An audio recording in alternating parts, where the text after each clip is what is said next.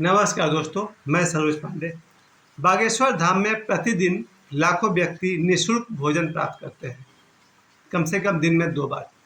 ये मैंने अपनी आंखों से देखा और मैं बहुत ही प्रसन्न हूँ, आश्चर्यचकित हूँ। कितनी लंबी लाइन लगती थी। 3 दिन लगातार मैं वहाँ रहा, लेकिन एक बार भी मैं भोजन नहीं कर पाया, क्योंकि लाइन बहुत लंबी रहती थी और उतना पैसेंस मेरे में नहीं था कि हम लाइन में सबसे पीछे खड़े हो जाएं और आकर के वहाँ का भोजन ग्रहण करें। बहुत ही प्रसन्न हूँ। मेरे पास तो पैसे थे, लेकिन ये व्यवस्था उनके लिए है जिनके पास हो सकता है पैसे नहीं हो या वो अभी खर्च नहीं करना चाहते हैं। बागेश्वर धाम की ये व्यवस्था पर मैं सबसे पहले बता दूं कि मैंने अपने निजी जीवन में सैकड़ों दिन, शायद 1000 दिन बिना भोजन के मुझे रहना पड़ा है, क्योंकि मेरे माता पिता तो थे धनबाद में और मैं रहता था मुंबई में। मुंबई में अपने संघर्ष के दिनों में हजारों दिन, क्योंकि लगभग 15 साल मैं मुंबई में रहा हूँ। 8 तो 10 साल तो जरूर, यानी 3600 दिनों में मुझे 1000 से अधिक दिन तक भूखा रहना पड़ा। ऐसे में जब मैं बाबा बागेश्वर धाम पहुंचा तो मैंने वहाँ देखा सुबह शाम पूरी बन रहा है, खिचड़ी बन रहा है, और वहाँ का मैंने भंडारा को देखा। मेरे सामने लोग भोजन करते, बड़ा बड़ा पूरी था, पूरी सब्जी, मिठाई भी होता था, एक मिठाई अक्सर रहता था, खिचड़ी बनता था, दाल होता था। उस भंडारा को देखकर मेरे मन में यही एक आदर्श सम्मान आता था कि इस देश में जहाँ लाखों करोड़ लोग को भर पेट भोजन नहीं मिलता है, वैसे में धाम पर दिन में 2 बार भर पेट भोजन की निःशुल्क व्यवस्था बाबा बागेश्वर ने की है। ये बहुत बड़ी बात है, और अगर एक नौजवान ऐसा कर सकता है तो देश में अगर ऐसे 10 नौजवान हो जाए, मैं ये नहीं कहूँगा कि लोगों को मुफ्त खाना खिलाने का कोई सिस्टम चलाया जाए, मैं तो कहूँगा कि लोगों को कमाने का रास्ता दिखाया जाए। वो काम भी बाबा बागेश्वर कर रहे हैं कि लोगों को कमाना सिखा रहा है। लेकिन अतिथि देवो भव, जो लोग भी बागेश्वर धाम में प्रतिदिन आ रहे हैं, मैंने अपनी आंखों से देखा जब गुरुजी ऑस्ट्रेलिया गए हुए थे, उस दिन मैंने देखा कि लाखों आदमी पहुंच गए थे। सुबह 4:30 बजे तक मैंने देखा कि अंधेरे में कितने लोग परिक्रमा कर रहे हैं बालाजी, बागेश्वर बालाजी के मंदिर के। तब मुझे लगा कि ये जो लाखों लोग परिक्रमा कर रहे हैं, ये भोजन करने कहाँ जाएंगे? ये सभी भोजन करने वहीं भंडारा में जाएंगे, बागेश्वर धाम के भंडारा में जाएंगे। और से सुबह 4:30 बजे इतने लोग हैं, तो दोपहर तक, शाम तक, रात तक न जाने कितने लोग आएंगे और बालाजी की परिक्रमा करेंगे और वहाँ भोजन करेंगे। इसके अलावा महीना में 30 दिन, चाहे गुरुदेव वहाँ रहें या नहीं रहें, प्रतिदिन वहाँ पर संभवतः 1 लाख आदमी वहाँ पर जा रहे हैं। और उस जगह की महिमा मैंने अपनी आंखों से देखी भी है और अपने शरीर पर उसको महसूस भी किया है। बात सही है, जो भी एक तपोभूमि होता है, जहाँ कभी कोई तपस्या किया होता है, उसके तपस्या का फ्रीक्वेंसी, तपस्या का वाइब्रेशन, तपस्या की शक्ति से लाखों लोगों को लाभ मिलता रहता है। अगर उसने ऐसा कोई वचन दिया है तो वहाँ अगर देखा जाए तो 200 से 250 वर्ष पहले तक सन्यासी बाबा से जो इतिहास शुरू होता है, सन्यासी बाबा के बाद उनके ग्रैंडसन दादा गुरुजी और उनके ग्रैंडसन पंडित धीरेन्द्र कृष्ण शास्त्री, इन 3 पीढ़ी में से जो तपस्या सन्यासी बाबा ने की है आज से 250 साल पहले या 300 वर्ष पहले, उस लगातार 40 दिन की तपस्या में 1.25 करोड़ बार हनुमान चालीसा का जप करना, एक पैर पर खड़े होकर, जिससे उनके पैरों में, उनकी भाषा में कह रहे थे कि पैर खराब हो गए थे, सड़ गए थे एक तरह से। इतनी तपस्या उन्होंने एक ही जगह पर खड़े होकर तपस्या की थी, और उनकी जिद थी, जो भी वो जिद उन्होंने पूरी की। क्योंकि उस समय बताते हैं कि सन्यासी बाबा जिनके कुल पुरोहित थे, उस राजा ने तलवार की धार को चेक करने के लिए एक गाय की गर्दन काट दिए थे। अब इसके वजह से सन्यासी बाबा ने प्रण कर लिया कि मैं गाय को न्याय दिलाकर रहूंगा, और उन्होंने 40 दिन तक एक पैर पर खड़े होकर 1.25 करोड़ हनुमान चालीसा का पाठ किया।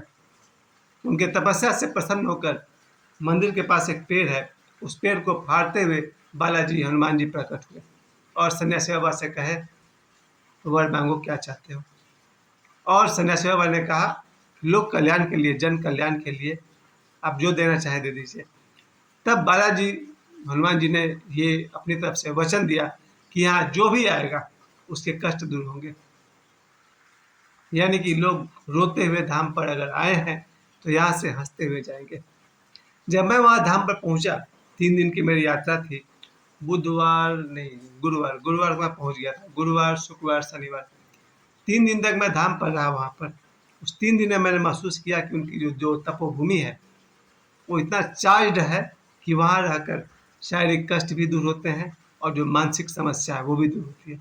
वहाँ एक विशेष पेड़ है जो बालाजी हनुमान जी के मंदिर से सटा हुआ है। उस पेड़ का ही नाम है प्रेतराज सरकार। जिस आदमी के अंदर नेगेटिव थॉट्स ने पकड़ रखा है, अगर वो आदमी पेड़ से लिपट जाए या चिपक जाए या छू दे तो उसके नेगेटिव थॉट्स पेड़ अब खींच लेता है और आदमी स्वस्थ होकर लौटता है। और मेरे देखे सभी आदमी के ऊपर किसी न किसी तरह का थॉट्स काम करता है। अगर किसी को लगता है कि सिर्फ गरीबों को भूत प्रेत पकड़ते हैं, तब वो आदमी कम जानता है। प्रत्येक बच्चा जब अपनी माँ के गर्भ में होता है, जब सिर्फ आत्मा और शरीर होते हैं, तब उसमें एक मन प्रवेश करता है। यही मन थॉट है, विचार है। अगर किसी पुलिस वाले की विचार, जिसको कि आत्मा कहते हैं हम लोग, अगर कोई पुलिस वाला मर करके किसी के गर्भ में प्रवेश करे, तो वो बच्चा बचपन से पुलिस बनने के सपने देखेगा और आगे जाके हो सकता है फिर पुलिस बनेगा। किसी सन्यासी की आत्मा अगर बच्चे में प्रवेश करती है, तो बच्चा आगे जाकर पूजा पाठ करेगा, हो सकता है सन्यासी बने। किसी एक्टर की आत्मा अगर किसी माँ के गर्भ में प्रवेश कर जाए, तो बच्चा आगे जाकर के वो एक्टर जैसा बिहेव करने लगेगा। ये मेरा अपना नहीं है, जैन मैनिफेस्टो में ओशो ने समझाया था कि प्रत्येक आत्मा और शरीर में मन प्रवेश करता है, जिसको हम सब पुनर्जन्म कहते हैं। वो मन क्या है? थॉट है। अगर किसी अमीर आदमी की आत्मा उस घर में प्रवेश कर जाए, तो बच्चा बचपन से पैसे कमाने के पीछे दौड़ने लगेगा। किसी गरीब की आत्मा अगर प्रवेश कर जाए, तो आलसी होगा, अप्रमादी होगा और यानी प्रमाद करने लगेगा, आलसी होगा, बहुत सारे मिस्टेक करेगा। ये तो बहुत बड़ी दुनिया है, आत्माओं का जगत, भूत प्रेत का जगत। मेरे अपने भाषा में कह सकते हैं, भूत प्रेत विचार होते हैं और विचार इतना स्ट्रांग होता है कि आदमी का जीवन तबाह कर देता है। खैर, बाबा बागेश्वर में जाकर के मेरे ऊपर जो विचार काम कर रहे थे, नेगेटिव थॉट्स काम कर रहे थे, शायद मैं बच्चों को हमेशा कहता हूँ, 7 वर्ष की उम्र से लेकर के 52 वर्ष की उम्र तक मेरे ऊपर भी नेगेटिव थॉट्स ने बहुत काम किया। मुझे याद है 1980, 7 वर्ष का मैं था, तब से नेगेटिव थॉट्स मेरे ऊपर काम करते रहते और 52 साल की उम्र तक काम करते रहे। जब से मैं बाबा बागेश्वर धाम पहुँचा, उस प्रेतराज सरकार पेड़ के दर्शन किए, बालाजी हनुमान जी के तो बहुत बार मैंने दर्शन किए और मैं महसूस किया कि अब मैं एक स्वतंत्र आत्मा हूँ और मुझे अपना डिसीजन अपने ढंग से लेना चाहिए। खैर, वापस मैं लौटता हूँ बाबा बागेश्वर धाम पर। जो ये भोजन की व्यवस्था है, इससे पहले मैंने देखा है स्वामी नारायण का जो कैंप होता था, स्वामी नारायण जी का कैंप में 1995 में मैंने देखा था। वहाँ जो भोजन बनता है वो उनके अपने सन्यासियों के लिए बनता है।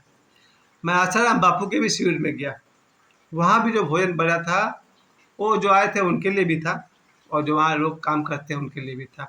फिर भी मैं कहूँगा, मुझे याद है आसाराम बापू कहते थे कि आप लोग थोड़ा थोड़ा भोजन करें साधना के हिसाब से, पर कहीं ना कहीं उसमें हो सकता है उनके बचत का ख्याल हो। बाबा बागेश्वर ने कभी नहीं कहा कि थोड़ा थोड़ा भोजन करें। उनका बचपन जिस गरीबी में गुजरा, उन्होंने गरीबी को, भूखमरी को महसूस किया। मैंने महसूस किया है क्या होता है भूखे रहना। और इस नौजवान ने देश भर से आने वाले लाखों लोगों को, जो वहाँ पर अतिथि की तरह हैं, उनके लिए सुबह 7 बजे से शुरू हो जाता है भंडारा का कार्यक्रम। 7 बजे से दिन के 10-11 बजे तक लोग नाश्ता करते रहते हैं। उसके बाद थोड़ा विराम होता है, फिर दोपहर का भोजन शुरू होता है। वो 2 बजे के से शुरू होगा तो शाम 5-6 बजे तक चलता रहेगा। ये जो भंडारा है, ये आप सभी के सहयोग से चलता है। थोड़ा सहयोग मेरा भी है, क्योंकि मैं शायद 6 महीने से ऊपर हो गया, हर महीना मैं उनके बैंक अकाउंट में 100 रुपये डाल देता हूँ। और मेरे ऐसे न जाने लाखों करोड़ लोग हैं जो सहयोग करते हैं और उस मंदिर में जो भी चढ़ावा चढ़ता है, उस चढ़ावे से मंदिर का विकास होता है, बेटियों का विवाह होता है और भंडारे का खर्च चलता है, बिजली बिल उठता होगा, क्योंकि वहाँ रहने की भी व्यवस्था उसी तरह से है। बड़े बड़े हॉल्स बने हुए हैं, उसमें समझिए 20-50 पंखे चल रहे हैं, नीचे टाइल्स लगा हुआ है, लोग आराम से सोते हैं, पंखे के नीचे सोते हैं। रहना मुफ्त, निःशुल्क और भोजन निःशुल्क और जीवन का परम प्रसाद, परम आशीर्वाद निःशुल्क, और क्या चाहिए। और बाबा बागेश्वर की जो सबसे बड़ी देन है वो यही है, सुबह सो करके उठने से लेकर रात 11 बजे तक जितनी बार हो सके, अगर फुर्सत हो तो आदमी को मंत्रोच्चार करना चाहिए। सीताराम कहे, राम राम कहे, उसकी मर्जी, उसे जो मंत्र पसंद है कहे। और जब आप अपने काम करते हैं तो काम करते रहें। अगर आप ओशो प्रेमी हैं तो जहाँ तक हो सके अपने श्वास पर ध्यान दें, यानी कि ध्यान में लीन रहें।